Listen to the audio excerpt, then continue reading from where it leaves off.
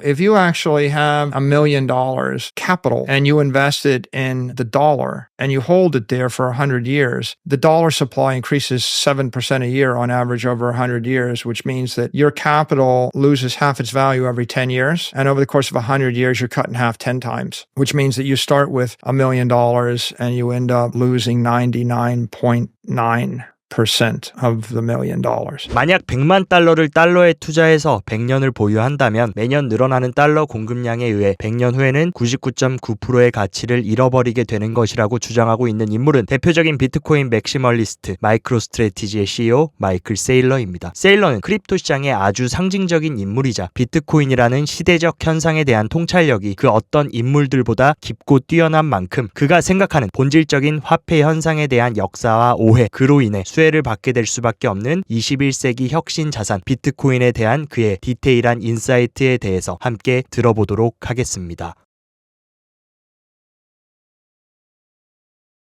You mentioned on Lex Friedman that if you look at civilization, half of the problems are due to the fact that our understanding of money and economics is defective. What do you mean by that? And what is the common and incorrect perspective versus the uncommon and correct perspective? The common perspective is to think that money is the currency that the government gives you, and the economic policies of the government are for the good, are for your own good, and you'll benefit by complying with them or accepting them, and that most conventional economic principles and conventional economic education is useful, or that conventional economic figures are valid. Economics, as we enter the 21st century, really is a pseudoscience. And I would argue that before Bitcoin, all economics was an art.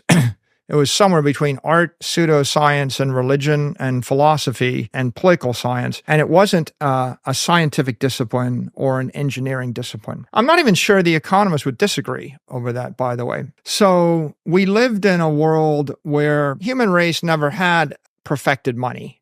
We never engineered money.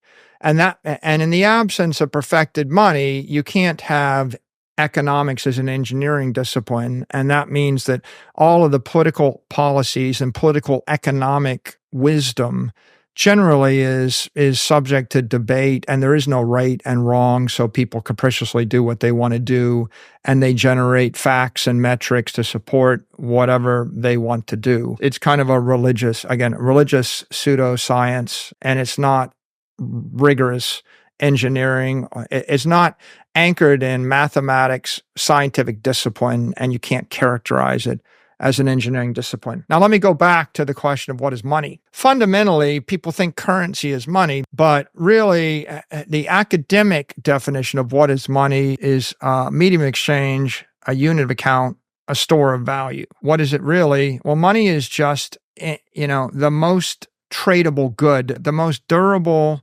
tradable element or unit of something that we can trade for something else of value. You go back 10,000 years, people might have traded seashells, or they traded stone coins or polished glass beads, or they might have traded arrowheads. What is the universal commodity that we know people will accept? And we use it to create a market economy, to solve the problem of coincidence of wants. Everybody produces something different, and if you have stone axes and I have food, and I want the stone axe and you want the food, we trade for some ratio. But if everybody doesn't have exactly what everybody else needs, that barter economy breaks down. It gets too complicated. So we know that there have been sophisticated economies for 1 million years. You can find stone axe factories that go back 1 million years. The issue really is, how do you make those economies work? Through a process of trial and error, people eventually arrived at metals, copper coins, silver coins, then gold coins, and they worked with some kind of metallic unit of account and type of money. But even in modern era, you could see people use bales of tobacco as money in the colonies before the Revolutionary War. In prisons, people use cigarettes as money, and POWs use cigarettes as money. What's the problem? The problem is in the modern era, we use fiat currency as money for the most part. And is it a medium exchange? Sure it is. Is it a unit of account? Sometimes. Is it a store of value? It's a store of value with a half-life. of some amount. So what's the half-life of the money? How long does it take for the money to lose half its economic energy? Well, that's what we'll call the inflation rate. But the problem is the actual monetary inflation rate isn't reported. Nobody tracks it. So if you actually have $1 million of capital and you invest it in the dollar and you hold it there for 100 years, the dollar supply increases 7% a year on average over 100 years, which means that your capital loses half its value every 10 years. And over the course of 100 years, you're cut in half 10 times, which means that you start with $1 million and you end up losing 99.9% of the $1 million.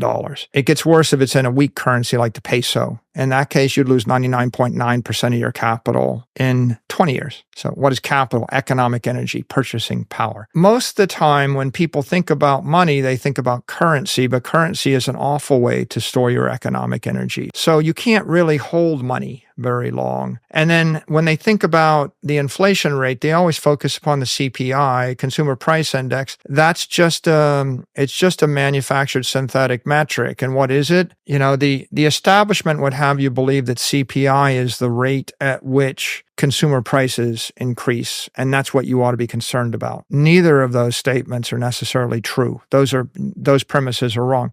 It's not the rate at which consumer prices go up, and it's not the rate you should be concerned about. It's simply the rate at which a arbitrary basket of goods defined by an economist goes up in price in a certain place. So if I define a basket of goods in Kansas and I track the price of them, then I've got a CPI for people that live in Kansas that live solely on that basket of goods. But even that's not quite true, because once I define that methodology, there's something called hedonic adjustments, which means every year or every few years or every 10 years, I can just arbitrarily take things out of the basket. But for example, if I define a market basket of goods and that includes one concert every 2 months for the average person, and concerts go from $10 to $500, I could just take the concert out of the basket and I could say, well, you know, in the modern era, people can watch Taylor Swift on Netflix and that's free. So instead of giving you 6 concerts a year that cost $3,000 a year that looks like inflation, I mean, how's the average person spend $3,000 a year on? It'd be more than that after you add the merch and whatever. Okay, $5,000 a year on concerts. It used to cost $100. Now it costs $5,000. That's inflation. But if I just rotate that into Netflix Taylor Swift concert, not only do I not notice that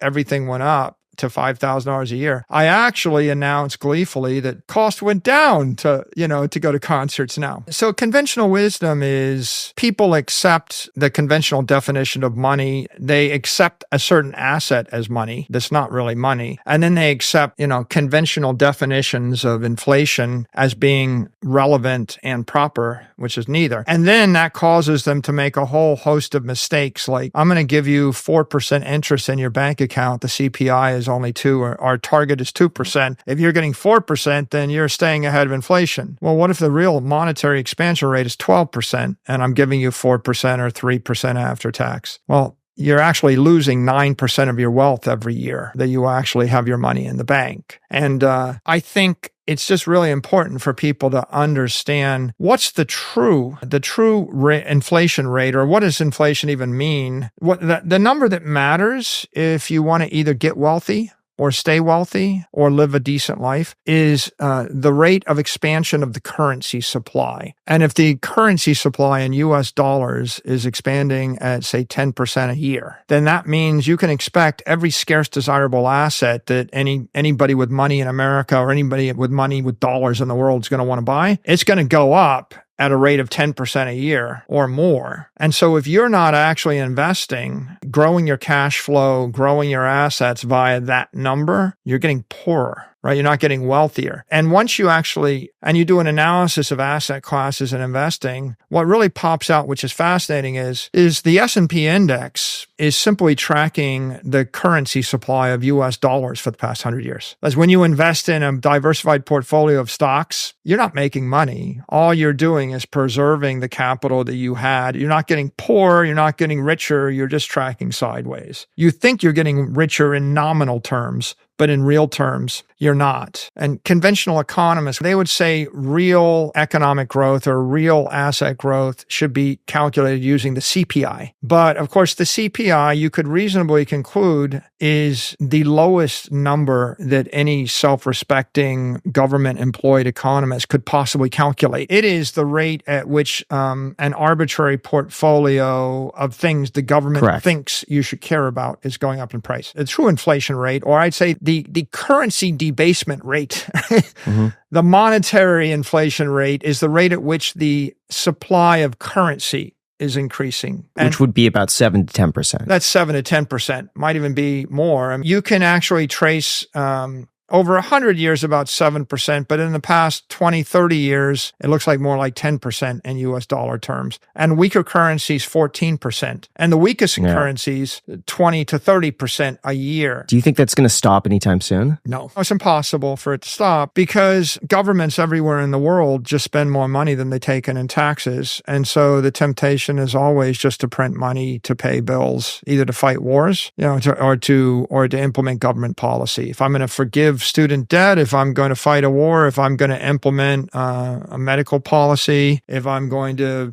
pay a bureaucracy, I have to come up with money to do it. How long is that sustainable for? It depends on which currency you're printing. I guess let's talk about the dollar. Well, let's talk about ones that are simpler. Let's talk about El Salvador. Okay. If you have a small country and you print your currency and you get into a civil war, you print a lot of currency. When you print that currency, the currency collapses. And so normally it's sustainable for about 4 to 8 years in the event of a real war. When does that happen in the U.S.? It happened in most colonies before the Revolutionary War. They all collapsed their currency every 40 years or so. It happened to the United States Continental Congress. Have you ever heard the phrase, it's not worth the Continental? During the Revolutionary War, the United States government printed its own money, greenbacks, and I think they just printed Continentals, and they expanded the currency supply by a factor of 200. And so the entire currency collapsed, and everybody that took those things was bankrupt by 1785 or something. So in the event of a war, your currency collapses pretty quickly. The losing side in World War I, the currency collapsed. And between 1914 and 1917, the currencies in France and the UK were about to collapse. The only thing that saved them was the US entry into the war. So generally, in the event of a war, why do wars last 5 years? Because if the government's printing money as fast as they can, it takes about 5 years to suck all the economic energy out of the society. In the Civil War, the North printed greenbacks. They collapsed, and they were almost worth nothing by the end of the Civil War. The South printed their currency. That collapsed by the end of the war. So in wars, the currency can collapse in 5 years. If you take Argentina's collapsed their currency about every 20 or 25 years for the past 150 years. Sure. So the Argentine peso was 1 peso to the dollar about 25 years ago. It's 1,000 pesos to the dollar right now. So you can see the same thing in Nigeria. So I would say a third-tier currency is in a war. The currencies collapse in 5 to 10 years. Second-tier currency, they collapse in about 20, 25 years. First-tier currency, the world reserve currency is, say, the United States. Compare the United States, the dollar. Compare it to the German currencies. The Germans have lost 2 wars, so their currencies collapsed like 3 times. How about the Japanese currency? It's collapsed, right? How about every other currency? The Russian currency. It's collapsed about 3 or 4 times. The last time it collapsed was 1998. Lebanon, it just collapsed a few years ago. U.S. won every war in the last 100 years. We are actually the strongest nation for the past 100 years. We're the world reserve currency. So what has the U.S. dollar done? An acre of land in Miami Beach, where I live, cost $10,000 100 years ago. It costs $10 million today. Did the currency collapse? It's worth 0.1%. It lost 99.9% of its value. And how long will that go on? How long can it go on? But the world reserve currency goes to the end. It'll last until the mercantile empire fails. Where you see the fraying on the edges is you see the collapse of the Sri Lankan currency. You see the collapse of every currency in Africa, the collapse of the currency in Nigeria, the collapse of the currencies in Lebanon, the collapse of or the weakening of currencies in Turkey. You see that right now. Turkish lira has fallen by 75% against the dollar in the last 36 months. Generally, The biggest risk is in the second tier. In a third tier country, your currency's broken, right? So what do? Normally, you actually just flip to the dollar. That's why is there so much demand for tether, right? Stable coins. If you live in Argentina, you live in Nigeria, you live anywhere in Africa, it's like the dollar looks like a pretty good idea. Everybody knows what the dollar is. If your currency's falling 30% a year and the dollar is only falling in value 7% a year, it looks like the dollar is gaining because your economic system is so relatively weak. So what you have is a whole world that goes through this currency collapse. Is this new? No, it's not new. If you read the history of the world, go read, there's 15,000 pages of Durant's Story of Civilization. I read it for fun. There's thousands of stories of an empire rising, the first king conquers, the son maintains. The third one in the line comes along and decides to overreach, overspend, debases the currency, bleeds the people dry, eventually can't pay the military and it collapses. And what happens is they always blame it on the barbarians. It's like the bad people that live next door, they abused us. But what really happens is every single empire in the past 10,000 years that we've got a recorded history on, they go through this dynamic of they're weak and virtuous. They struggle. They rise against another adversary. The big, strong empire becomes fat, dumb, happy. It becomes corrupted from within. The Roman Empire, the French Empire, the Russians, the whatever, fill in the blank. And after the empire becomes corrupted within, it collapses. The new empire rises. It stays virtuous for some amount of time. It might be 50 years. It might be 100 years. It might be 200 years. Eventually, it becomes corrupted. It collapses. And this is just the story of civilization. Why are we here? If Bitcoin had not been invented, this would be a pretty downer. I'm just telling you that, the world's got economic problems. The government's going to debase the currency, spend it on things you disagree with, and you're going to be poor.